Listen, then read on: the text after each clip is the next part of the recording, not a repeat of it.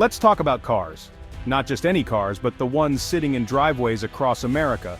The ones that have become both a necessity and a burden for millions of families. For most Americans, buying a car now requires the kind of financial planning you'd expect for a moon mission, and the optimism of a lottery winner just to sign the paperwork. It's no longer a simple transaction, it's a high-stakes gamble with your future. The car, once a symbol of freedom and open roads, is now a rolling box of debt you pray will start each morning. Every turn of the key is a small act of hope. Forget cruising down Route 66. Now it's about whether you can afford your car payment, groceries, and maybe even gas for the week. The open road has been replaced by a spreadsheet of monthly bills. The average new car price is around $48,000. Used cars are nearly $27,000. That's more than some people's annual salaries. That's 27 grand for a car that's already seen better days, with faded paint and a history you can only hope won't haunt you.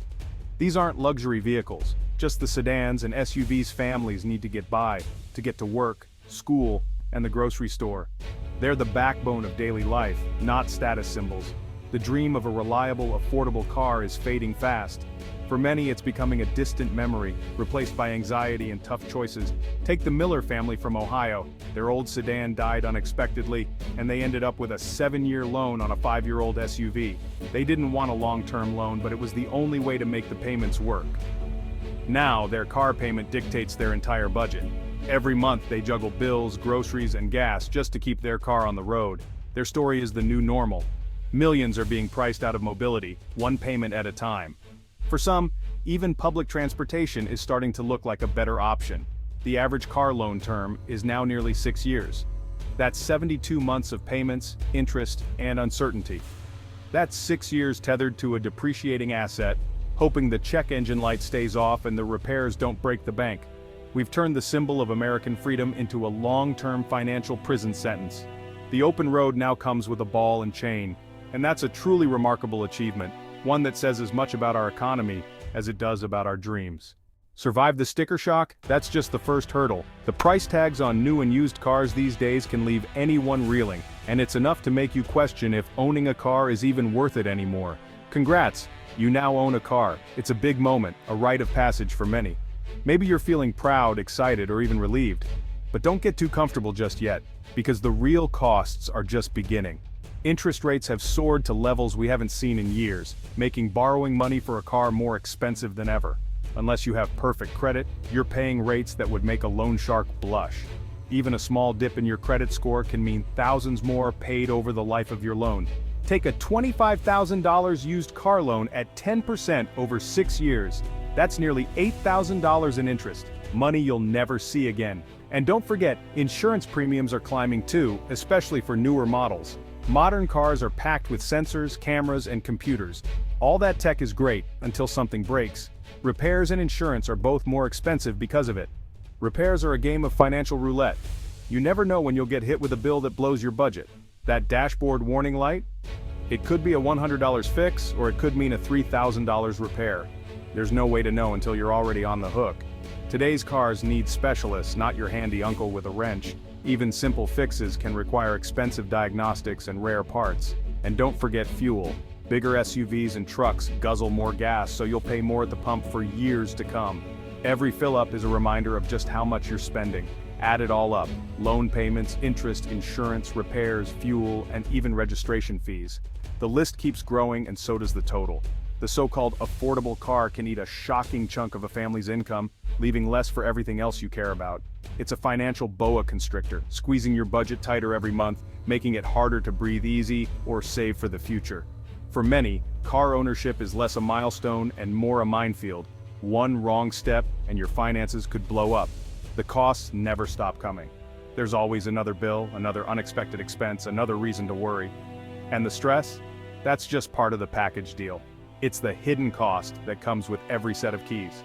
The American dream of car ownership has become a high-stakes gamble, where you risk your financial well-being every time you drive off the lot. And just like in Vegas, the house always wins. The system is designed so you pay and pay and pay. Welcome to car ownership hell. Buckle up, it's going to be a bumpy ride. Why are cars so expensive? It's not unicorn hair, it's automakers chasing profits. They've stopped making small, affordable cars because the margins are tiny. It's more profitable to sell a $60,000 truck than a $20,000 sedan. Basic hatchbacks? Discontinued. Instead, ads push luxury SUVs and monster trucks. Automakers are selling a lifestyle, not just a car. The result? Fewer affordable new cars and even fewer affordable used ones down the line. That's why a decade-old Corolla with 150,000 miles still costs a fortune. Automakers have created artificial scarcity, driving up prices and pushing buyers into vehicles they can't afford. The trucks and SUVs they push are often impractical, expensive to run, and loaded with features you don't need, but they're great for profit margins, and we're all paying the price. How are people affording these cars? Subprime auto loans. Lenders hand out high-interest loans to people with poor credit, sometimes over 20%. Loan terms stretch to 8 years, making payments seem low, but locking buyers into endless debt. When payments are missed, repossessions spike. Auto loan delinquencies are at their highest in over a decade. Losing your car can mean losing your job, your mobility, and your credit. Some lenders profit by repossessing and reselling the same car over and over. It's a predatory cycle, churning through families and leaving financial ruin behind. It's 2008 all over again, just on a smaller, more personal scale. Think this is just the free market? Think again. Government policy is driving up prices too. Tariffs on imported steel and aluminum made building cars more expensive for everyone. Automakers didn't eat those costs. They passed them to you. Every new car now costs hundreds more thanks to these hidden taxes. Tariffs on imported cars and parts disrupt global supply chains, raising prices even further. Even the threat of tariffs causes uncertainty, so companies hike prices to hedge their bets. Protectionism props up domestic automakers' focus on high-profit trucks and SUVs. Meanwhile, foreign companies making affordable cars struggle to compete. Fewer choices, higher prices, and less competition for you. Political decisions meant to protect jobs end up costing millions of households more. The result? The only thing many Americans can afford is debt and disappointment. Washington's fingerprints are all over your car payment. Gas cars are a financial nightmare, but what about electric vehicles? EVs are cleaner and cheaper to run, but the average new EV costs over $50,000. That's out of reach for most families. Government tax credits exist, but they're complicated and hard to qualify for. By the time you figure out if you're eligible, the car you want might be gone. Used EVs? Still risky. Battery replacement can cost more than the car is worth. This uncertainty keeps budget buyers away. The result? A two-tiered system. The wealthy get the benefits of EVs, lower running costs, less maintenance. Everyone else is stuck with aging, expensive-to-fix gas cars. The green future is coming, but right now, it's only for those who can pay cash. The rest are left behind, breathing fumes and paying the price. The EV revolution risks leaving millions stranded. This isn't just about economics, it's about real lives, real families, and the daily struggles that often go unseen. Behind every statistic is a person trying to make ends meet, a parent hoping to provide a better future for their children. Car payments are now one of the largest monthly expenses for many families, sometimes even rivaling rent or mortgage payments. For some, the car payment is the single biggest bill they face each month. That means impossible choices: car note or doctor visit, new tires or school supplies. Every dollar spent on the car is a dollar not spent on food, health, or education.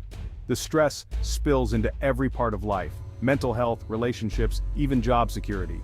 Anxiety over bills can lead to sleepless nights, arguments, and a constant sense of uncertainty. In most of America, you need a car to work. Public transportation is limited or non-existent in many areas, making a vehicle essential for employment. Lose your car, and you risk losing your job. Without reliable transportation, even getting to an interview or a shift becomes a major hurdle. It's a vicious cycle. You need a car to work, but you need work to afford the car. Repairs, insurance, and gas add up, making it harder to break free. When that cycle breaks, people fall out of the workforce and into poverty. The loss of a car can mean the loss of hope for a better future. The inability to afford a car traps people in place, limiting access to jobs, education, and healthcare. Opportunities shrink, and dreams are put on hold. It reinforces inequality and makes social mobility nearly impossible. The gap between those who can afford to move forward and those who can't grows wider every year. Young people are delaying life milestones, moving out, getting married, starting families because of car debt. The burden of monthly payments shapes their choices and their futures. The car, once a vehicle for the American dream, is now a roadblock. What was once a symbol of freedom and opportunity has become a source of anxiety and limitation, and the dream is slipping further away, leaving many to wonder if it can ever be reclaimed. Are we doomed? Not necessarily, but fixing this won't be easy. For buyers, be realistic. Buy less car, get pre-approved for a loan, and consider older, reliable models. For automakers, start making affordable cars again. There's a huge market for basic $18,000 vehicles. The government could incentivize affordable car production with tax breaks. We need to crack down on predatory lending, cap interest rates, ban ultra-long loans, and require transparency. Regulators must treat desperate buyers as people, not profit centers. And we need real alternatives. Invest in public transit, make communities walkable and bike-friendly. The less we rely on cars, the less power the auto and lending industries have over us. It's a long-term project, but it's the only way out. Mobility should be a right, not a luxury.